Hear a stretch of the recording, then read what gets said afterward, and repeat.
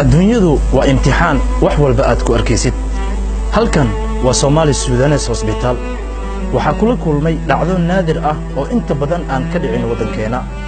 taasi oo ah in hooyo Soomaaliyeed ay dhashay laba cunug oo mataamo ah kuwaas oo isaga dhagan qaybaha hore ee jirkooda oo dhan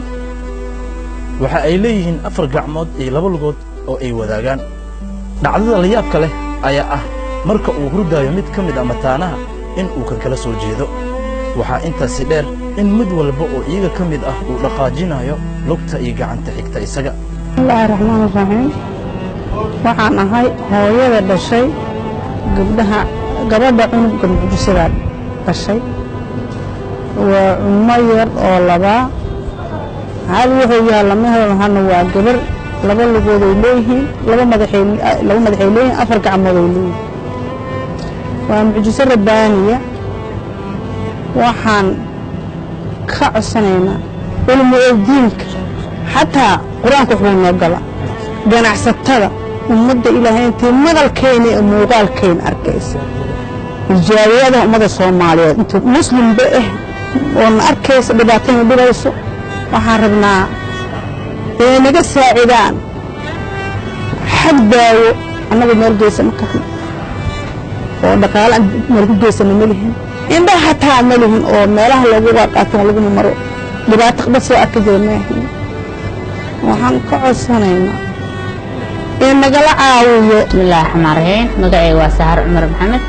waxaan maamulka aan ku jiraa oo staafka Somali Sudanese Specialist Hospital qaybta caafimaadka iyo bukaanjiifka marka waxaan ugu yimid isbitaalka hooyo Soomaaliyeed oo waxaan ku iraaday xaamilo ah oo foolanaysay in muddo ah isbitaalka markay imaadeen oo dhaqaatiirta ay la kulmeen ka bacdi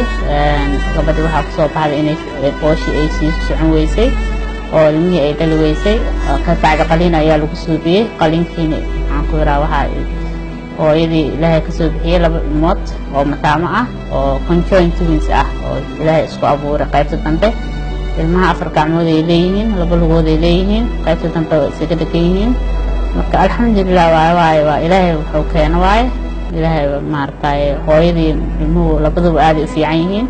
ilmaha caafimaad ahaantooda abuurka ilaahay uu abuuray maahan sidoo kale aad ay u fiican yihiin hooyada maartay maama la qalay ilmo lagu soo qalay ma ahaanteeda maahan shida kale iyo maartay xaalad ku timido maxaan ku iraaday moral ahaanteeda maahan sidoo kale aad ay u fiican yihiin